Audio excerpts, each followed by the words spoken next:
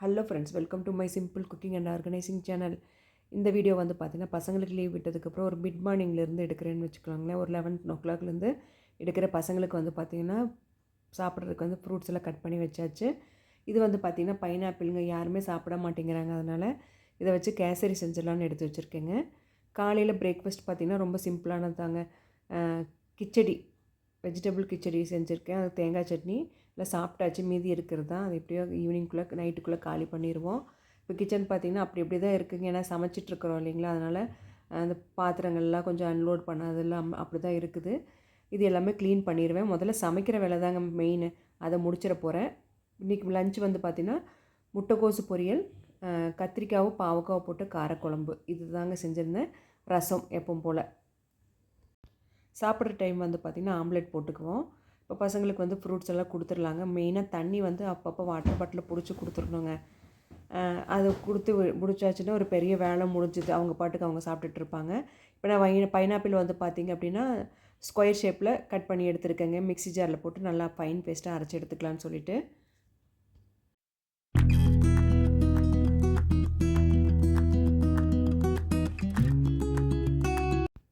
இது ஒரு பக்கம் இருக்கட்டுங்க. சமையல் வேலை வந்து பார்த்திங்கன்னா கிட்டத்தட்ட முடிய போகுதுங்க. ரசமும் நல்லா கொதிச்சிடுச்சு, குழம்பு கொதிச்சிருச்சுங்க. எல்லாத்தையும் வேறு ஒரு பாத்திரத்துக்கு மாற்றியாச்சுங்க. இது ஒரு பெரிய வேலைங்க, பெரிய டாஸ்க்குன்னு கூட சொல்லலாம். இந்த சமையல் வேலை முடிச்சிட்டோம் அப்படின்னா மற்ற க்ளீனிங் வேலையெல்லாம் கிட்டக்கிட்ட நம்ம ஆரம்பிச்சிடலாம். இப்போ மதியம் லஞ்சுக்கான வேலையில் வந்து 11:30 போது கிட்டத்தட்ட முடிஞ்சிருச்சுங்க. இதுக்கப்புறமேட்டு நம்ம கேசரி செஞ்சோம் அப்படின்னா நமக்கு லஞ்ச் முடிச்சுட்டு ஒரு டெசர்ட் மாதிரி சாப்பிட்டுக்கலாம் அப்படின்னு சொல்லிவிட்டு கேசரி செய்கிற வேலையும் ஆரம்பிச்சிட்டேங்க. இப்போ நம்ம வந்து கடையில் வந்து 1 ஸ்பூன் அளவுக்கு நெய் சேர்த்துருக்கேன். இன்றைக்கி வந்து ரவை வந்து 1 கப் அளவுக்கு எடுத்துருக்கேங்க. நான் மெஷரிங் கப்பில் 1 கப் அளவுக்கு எடுத்திருக்கேன். நீங்கள் வீட்டில் இருக்கிற கப்பில் எந்த கப் வேணால் எடுத்துக்கலாம். இதை வந்து ஒரு 2 நிமிஷத்துக்கு நல்லா கைவிடாமல் வறுத்து எடுத்துக்கலாங்க. இப்போ நல்லா வறுபட்டுருச்சுங்க. இது வேறு ஒரு தட்டுக்கு மாற்றிக்கலாங்க. இப்போ அதே கடையில் வந்து பார்த்திங்கன்னா இன்னொரு ஸ்பூன் அளவுக்கு நெய் சேர்த்துக்கிறேன். இதில் வந்து பார்த்திங்கன்னா பாதாமும் கருப்பு திராட்சையும் வறுத்துக்கிறேங்க. வீட்டில் அது தான் இருந்தது. நீங்கள் முந்திரி திராட்சை கூட வறுத்துக்கலாம். மெயினாக எங்கள் வீட்டில் இது தான் இருக்கிறதுனால அதிகமான பாயாசம் கேசரிக்கெல்லாம் இந்த மாதிரி தாங்க சேர்ப்பேன். இது நல்லா வறுபட்டுருச்சுங்க. இதை வந்து வேற ஒரு தட்டுக்கு மாற்றிக்கலாம். முந்திரி பருப்பை விட பாதாம் சேர்த்து சாப்பிடும்போது கொஞ்சம் டேஸ்ட் நல்லாவே இருக்கும். இப்போ பார்த்திங்கன்னா அதே கடாயில் இன்னொரு 1/2 ஸ்பூன் அளவுக்கு நெய் சேர்த்துக்கிறேங்க. இதை வந்து பார்த்திங்கன்னா நம்ம மிக்ஸி ஜாரில் ஃபைன் பேஸ்ட்டாக பைனாப்பிள் அரைச்சி வச்சுருந்தோம் இல்லைங்களா, அதை வந்து சேர்த்துக்கலாங்க. நல்லா மிக்ஸி ஜாரில் கையை வச்சு நல்லா வலித்து சேர்த்துக்கலாம். தண்ணியெல்லாம் சேர்க்கக்கூடாது. சேர்த்துட்டு வந்து பார்த்திங்கன்னா ஒரு 2 நிமிஷத்துக்கு அந்த நெய்யிலே வந்து பார்த்திங்கன்னா அந்த பைனாப்பிள் நல்லா வதக்கி விட்டுக்கலாங்க. இப்போ வந்து பார்த்திங்கன்னா 2 நிமிஷம் ஆகிடுச்சிங்க. நல்லா ஒரு கொதி வந்துருச்சு. இப்போ கேசரிக்கு வந்து பார்த்திங்கன்னா தண்ணிக்கு பதிலாக பால் சேர்த்த போகிறேங்க. அதாவது 2 கப் அளவுக்கு தண்ணி, 1 கப் அளவுக்கு பால் சேர்த்த போகிறேன். 1 கப் ரவைக்கு வந்து பார்த்திங்கன்னா 3 கப் அளவுக்கு மெஷர்மெண்ட் எடுத்துருக்கேங்க. அதில் வந்து 1 கப் பால், 2 கப் அளவுக்கு தண்ணி. இப்போ தண்ணி சேர்த்துட்டேங்க. கலருக்காக வந்து பார்த்திங்கன்னா ஒரு 1/4 ஸ்பூன் அளவுக்கு மஞ்சத்தூள் சேர்த்துக்கிறேன். நீங்கள் ஃபுட் கலர் கூட சேர்த்துக்கலாம். ஆனால் அது உடம்புக்கு நல்லதில்லை, அதனால் நான் மஞ்சத்தூள் மட்டும் சேர்த்துட்டு பார்த்திங்க அப்படின்னா ஒரு 5 நிமிஷத்தில் நல்லா தண்ணி கொதிச்சிருச்சுங்க. ஸ்டவ்வை வந்து பார்த்திங்கன்னா மீடியம் ஃப்ளேமில் வச்சுக்கோங்க, இல்லைன்னா சிம்மில் வச்சுக்கோங்க. இல்லைனா ரவை வந்து கட்டி கட்ட ஆரம்பிச்சிருங்க. ரவை இந்தளவுக்கு தண்ணி நல்லா உறிஞ்சி வெந்து வந்திருக்கு. இது கூட வந்து பார்த்திங்கன்னா 3 ஏலக்காயை நல்லா தட்டி சேர்த்துக்கிட்டேங்க. எங்கிட்ட ஏலக்காய் பவுடர் இல்லை, அதனால் ஏலக்காயை வந்து நல்லா தட்டி சேர்த்துக்கிட்டு நல்லா ஒரு கலந்து கொடுத்துட்டேங்க. இப்போ வந்து பார்த்திங்கன்னா ரவை இந்தளவுக்கு வெந்துருச்சு. மெஷரிங் கப்பில் வந்து பார்த்திங்கன்னா 1 கப் அளவுக்கு ரவைக்கு வந்து பார்த்திங்கன்னா 1 கப் அளவுக்கு சுகர் சேர்த்துருக்கேங்க. நீங்கள் வந்து சுகர் வந்து நிறைய சாப்பிடுவீங்கன்னா 1.5 கப் அளவு கூட சேர்த்துக்கலாம். இதுவே எனக்கு சுகர் ஜாஸ்தியாக இருந்தது. பைனாப்பிள்லையுமே வந்து பார்த்திங்கன்னா இனிப்பு இருக்கிறதுனால நான் 1 கப் ரவைக்கு வந்து பார்த்திங்கன்னா 1 கப் அளவுக்கு சர்க்கரை சேர்த்துருக்கேன். சர்க்கரை சேர்த்ததுக்கப்புறம் வந்து பார்த்திங்கன்னா இந்த அளவுக்கு நல்லா இலகி வரும். இதையுமே நல்லா கைவிடாமல் மிக்ஸ் பண்ணி கொடுத்துட்டோம் அப்படின்னா நல்லா சாஃப்டாக நல்லா வெந்து வந்துடும்.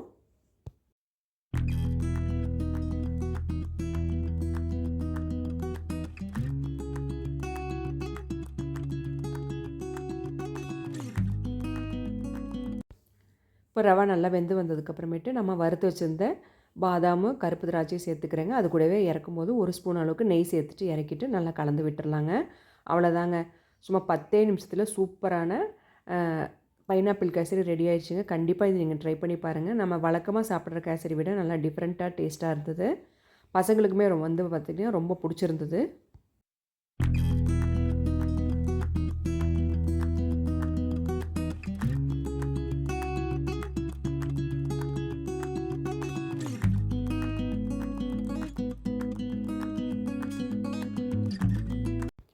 இந்த பைனாப்பிள் கேசரி வந்து பார்த்திங்கன்னா கடைசி ஸ்பூன் சாப்பிட்ற வரைக்கும் ரொம்ப சாஃப்டாக தாங்க இருந்தது. நல்லா கெட்டியெல்லாம் ஆகலைங்க. இதே கன்சிஸ்டன்சி தான் கடைசியாக சாப்பிட்ற ஸ்பூன் வரைக்கும் இருந்ததுங்க. நல்லா சாஃப்டாக வெந்திருந்தது. டேஸ்ட்டுமே வந்து பார்த்திங்கன்னா பைனாப்பிள் ஃப்ளேவரோட செமையாக இருந்ததுங்க. கண்டிப்பாக நீங்கள் ட்ரை பண்ணி பாருங்கள். அவ்வளோதாங்க நமக்கு வந்து ஆல்மோஸ்ட் வந்து சமையல் லஞ்ச் வேலையும் முடிச்சு வச்சுட்டேங்க. அது கூடயே வந்து பார்த்திங்கன்னா ஒரு ஸ்வீட் ரெசிபி செஞ்சாச்சு. இதுக்கப்புறமேட்டு நமக்கு ஆஸ் யூஷுவல் இந்த க்ளீனிங் வேலை இந்த மாதிரி தாங்க இருக்கும். இது எல்லாம் முடிச்சுட்டு மற்ற வேலையிலலாம் பார்க்க வேண்டியது இருக்குங்க. கிச்சனை க்ளீன் பண்ணிவிட்டு நமக்கு பாத்திரம் தேய்க்கிற வேலை தான். அதுவுமே வந்து பார்த்திங்கன்னா ஒரு 1/2 ஹவரில் முடிஞ்சிடும். இன்றைக்கிட்ட கொஞ்சம் டைம் இருக்கிறதுனால ரொம்ப நாளாக நினச்சிட்டு இருந்த வேலையே செய்யலாம் அப்படின்னு சொல்லிட்டு ஆரம்பிச்சிருக்கேங்க. இது வந்து பார்த்திங்கன்னா ரேஷன் புழுங்கல் அரிசி தாங்க. இங்கே வந்து பாண்டிச்சேரியில் கவர்மெண்ட்டில் கொடுக்குற ரேஷன் புழுங்கல் அரிசி தான். இது வந்து பார்த்திங்க அப்படின்னா இட்லி தோசைக்கெல்லாம் போட்டால் நல்லா இருக்குதுங்க. அதாவது இந்த தக்காளி சாதம்லாம் செய்யும்போது வந்து பார்த்திங்கன்னா கொஞ்சம் வலுவலுன்னு இருக்குது. சரி இது நிறைய இருக்கிறதுனால இதை வச்சு இடியாப்ப மாவு அரைக்கலாம் அப்படின்னு சொல்லிட்டு ஃபஸ்ட்டு 3 படி தாங்க எடுக்கலாம் அப்படின்னு நினச்சேன். சரி நம்ம செய்கிறதே செய்கிறோம் 5 படி எடுத்துக்கலாம் அப்படின்னு சொல்லிட்டு 5 படி அரிசி எடுத்துருக்கேங்க. இதில் வந்து இடியாப்ப மாவு செய்யலாம், இடியாப்பம் புட்டு எல்லாம் எப்படி வருதுன்னு பார்க்கலாம் அப்படின்னு சொல்லிட்டு ஒரு ட்ரையல் கொடுக்கலாம் அப்படின்னு சொல்லிட்டு தாங்க அரிசி வந்து எடுத்திருந்தேன்.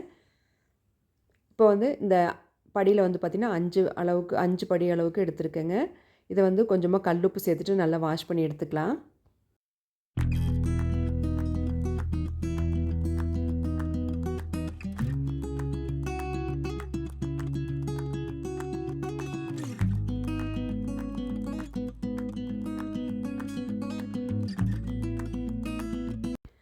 ரேஷன் அரிசி வந்து பார்த்திங்க அப்படின்னா நம்ம தமிழ்நாட்டில் மாதிரி இல்லாமல் இது கொஞ்சம் நல்லா வெள்ளையாகவும் நம்ம சாப்பாட்டுக்கு யூஸ் பண்ணுற அரிசி மாதிரியே தாங்க இருக்குது. ஆனால் இருந்தாலுமே வந்து பார்த்திங்கன்னா ஒரு 10லேருந்து 15 வாட்டி நல்லா அலசிக்கிட்டேன். ஒரு 2 மணி நேரம் ஊற போட்டுக்கிட்டேங்க. பார்த்திங்க அப்படின்னா 2 மணி நேரம் நல்லா ஊறிடுச்சுங்க. ஊறினதுக்கப்புறமேட்டு திரும்பவுமே வந்து பார்த்திங்க அப்படின்னா ஒரு 4-5 வாட்டி நல்லா அலசிட்டேன். ஏன்னா நமக்கு இடியாப்ப மாவு வந்து நல்லா வெள்ளையாக வேணும் இல்லைங்களா? பச்சரிசி இல்லைல்ல, இது புழுங்கல் அரிசி தானே. அதனால் திரும்பவுமே வந்து பார்த்திங்கன்னா அரிசி நல்லா வெள்ளையாகிற வரைக்கும் திரும்பவுமே வந்து பார்த்திங்கன்னா ஒரு 4-5 வாட்டி நல்லா அலசி எடுத்துக்கிட்டேன். இடியப்ப மாவு நல்லா ஒயிட்டாக வரணும்னா இதில் வந்து ஒரு படி அளவுக்கு நீங்கள் பச்சரிசி மாவு கூட சேர்த்துக்கலாங்க. நான் புழுங்கல் அரிசி மட்டும்தான் சேர்த்துருக்கேன். பார்த்திங்கன்னா வாஷ் பண்ணிவிட்டு இந்த மாதிரி வடிகட்டியில் ஒரு 10 நிமிஷம் வச்சுட்டேங்க. நல்லா தண்ணியெல்லாம் வடிகட்டி வரட்டும் அப்படின்னு சொல்லிட்டு. இது நல்லா தண்ணி வடிஞ்சதுக்கப்புறமேட்டு நான் வந்து ஒரு துணியில் வந்து காய போட்டுட்டேங்க. எனக்கு வந்து ஈவினிங் டைம் ஆனதுனால நான் வந்து வீட்லேயே வந்து பார்த்திங்கன்னா காய வச்சுட்டேங்க. இது அடுத்த நாள் வந்து நல்லா வெயிலில் காய வச்சுருந்தேன். நீங்கள் வெயிலில் வந்து பார்த்திங்கன்னா ஒரு 4-5 மணி நேரம் நல்லா காய போட்டுருங்க. அரிசி நல்லா காஞ்சு வந்துடும். இது வந்து ஊறின அரிசி இல்லைங்களா, அதனால் காயறதுக்கு கொஞ்சம் டைம் எடுக்கும். அதனால் நீங்கள் வெயிலில் காய வைக்கிறது தான் நல்லது.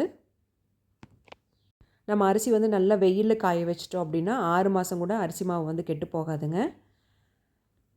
இது வந்து நைட் ஃபுல்லாக நான் வந்து ஃபேன் காற்றுல ஆற வச்சுட்டேங்க. அடுத்த நாள் வந்து ஒரு நாள் ஃபுல்லாகவே வந்து பார்த்திங்கன்னா வெயிலில் காய வச்சுட்டேன்.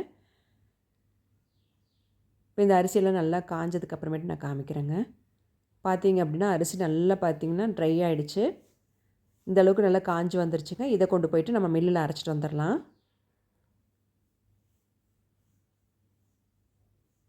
பார்த்திங்க அப்படின்னா 5 படி அளவுக்கு அரிசி எடுத்துருக்கேங்க. இந்த அளவுக்கு நம்ம நைஸாக அரைச்சிட்டு வந்திருக்கேங்க. அவங்ககிட்ட சொல்லும்போதே வந்து பார்த்திங்கன்னா நல்லா இடியாப்ப மாவுக்கு நல்லா நைஸாக அரைச்சி கொடுங்க அப்படின்னு சொல்லி நம்ம அரைச்சி வாங்கிட்டு வந்துடணும். இதை வந்து நல்லா ஒரு பேப்பர் போட்டு ஆற விட்டுக்கிட்டேங்க. இது வந்த உடனே ரொம்ப எக்ஸைட்மெண்ட்டுங்கிறதுனால நான் வந்து இடியாப்பம் செய்ய ஆரம்பிச்சிட்டேன். இதுக்கு வந்து பார்த்திங்கன்னா 2 கப் அளவுக்கு அரிசி மாவு எடுத்துருக்கேங்க. மெஷரிங் கப்பில் தான். தண்ணி நல்லா கொதிச்சிருக்கணுங்க. பார்த்திங்க அப்படின்னா கெட்டில் நல்லா கொதிச்சிருக்குது. இதுக்கு வந்து 1 கப் அளவு அரிசி மாவுக்கு வந்து பார்த்திங்கன்னா 1/4 கப் அளவுக்கு தண்ணி சேர்த்துருக்கேங்க. கொஞ்சமாக நல்லெண்ணெய், தேவையான அளவு உப்பு, இது எல்லாமே சேர்த்துட்டு நல்லா இந்த கரண்டியோட பின் சைடு வச்சு நல்லா கிளறி விடலாம். ஏன்னா கொதிக்கிற தண்ணி இல்லைங்களா, கை வைக்கவே முடியாது. 1 கப்புக்கு 1/4 கப் அளவுக்கு தண்ணி சேர்த்துக்கோங்க. அப்போ தான் கரெக்டாக இருக்கும். இப்போ ஒரு 5 நிமிஷத்துக்கு அப்புறம் மாவு பிணைஞ்சிட்டு நான் காமிக்கிறேங்க. இப்போ வந்து பார்த்திங்கன்னா நல்லா ஆற விட்டுட்டு இந்த மாதிரி சாஃப்டாக பிணைஞ்சு எடுத்துக்கலாம். நல்லா சாஃப்டாக இருக்கணுங்க. அப்போ தான் இடியாப்ப மாவு நல்லாயிருக்கும். கெட்டியாக இருந்தது அப்படின்னா நல்லா இருக்காது. மாவு பிசைஞ்சு வச்சாச்சுங்க. இட்லி பாத்திரத்தில் தண்ணி ஊற்றி வச்சுருக்கேங்க. தண்ணி சூடாகிட்டு இருக்குது. இந்த இடியாப்ப தட்டில் வந்து பார்த்திங்கன்னா எண்ணெய் வந்து சேர்த்துக்கிறேங்க. நான் வந்து இந்த இடியாப்ப புளிகிற இந்த முறுக்கு பொடி மாதிரி இருக்கு இல்லைங்களா, இதில் தான் எடுத்துக்கிறேங்க. இன்றைக்கி வந்து பார்த்திங்கன்னா 2 வகையாக செஞ்சு காமிச்சிருக்கேங்க. இந்த முறுக்கு குழலில் ஒன்று செஞ்சுருக்கேன். நார்மலாக அந்த சந்தக புளி இல்லைங்களா, அதுலேயும் செஞ்சு காமிச்சிருக்கேன். கடைசி வரைக்கும் பாருங்கள். பார்த்திங்கன்னா இந்த அளவுக்கு நான் மாவை எடுத்துகிட்டு இடியாப்பத்தை புழிஞ்சிடலாம்.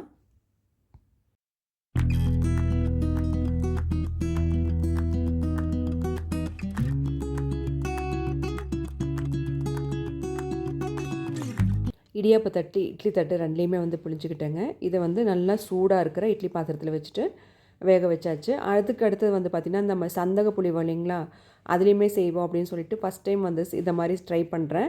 நம்ம இடியாப்ப மாவை எடுத்துகிட்டு நான் ஒரு பிளேட் தாங்க, ஒரு லஞ்ச் பிளேட் தான் கீழே வச்சுருந்தேங்க. லஞ்ச் பிளேட்டை கீழே வச்சுட்டு நம்ம இந்த மாதிரி புழியும் போது ஈஸியாக தான் புளிய வந்திருந்தது. ஆனால் வந்து பார்த்திங்கன்னா பெரிய சைஸாக இருந்ததுங்க. அது இப்போ பார்த்திங்க அப்படின்னாவே தெரியும், நமக்கு ஒரு பெரிய பால் சைஸில் மாதிரி இருந்தது. இது வேகுமா என்ன அப்படின்னு தெரியாது. அதனால் சரி திரும்பவுமே வந்து பார்த்திங்கன்னா வேறு மெத்தட் ட்ரை பண்ணலான்னு சொல்லிவிட்டு வேறு மெத்தடுக்கு போனோம். இப்போ இது வந்து புளியறதுக்கு வந்து ரொம்ப ஈஸியாக இருக்குங்க. நம்ம இடியாப்பம் அந்த குழல்ல புளியறதை விட ரொம்ப சின்னதாகவே இருக்குது. பார்த்திங்கன்னா இந்த அளவுக்கு வந்து வேக வைக்கிற சிரமம் அப்படின்னு சொல்லிட்டு ஒரு சின்ன தட்டை எடுத்துக்கிட்டேங்க. தேவையான அளவு மட்டும் புழிஞ்சிக்கிறது, அதுக்கப்புறம் ஸ்டாப் பண்ணிக்கிறது, அந்த மாதிரி பண்ணிக்கலாம் அப்படின்னு சொல்லிட்டு இப்போ பார்த்திங்கன்னா இந்த அளவுக்கு மட்டும் புழிஞ்சு எடுத்துருக்கேங்க. இதை வந்து பார்த்திங்கன்னா ஒரு இட்லி தட்டுக்கு மாற்றி எடுத்துக்கிறேன். இதே மாதிரி நமக்கு எந்த அளவுக்கு வேணுமோ அந்த அளவுக்கு வந்து புழிஞ்சிக்கலாம். அதுக்கப்புறம் ஸ்டாப் பண்ணிவிட்டு நம்ம அந்த இட்லி பாத்திரத்துக்கு மாற்றிக்கலாம் அப்படின்னு சொல்லிட்டு இந்த மெத்தட் வந்து ட்ரை பண்ணோம். இது நல்லா வந்திருந்தது.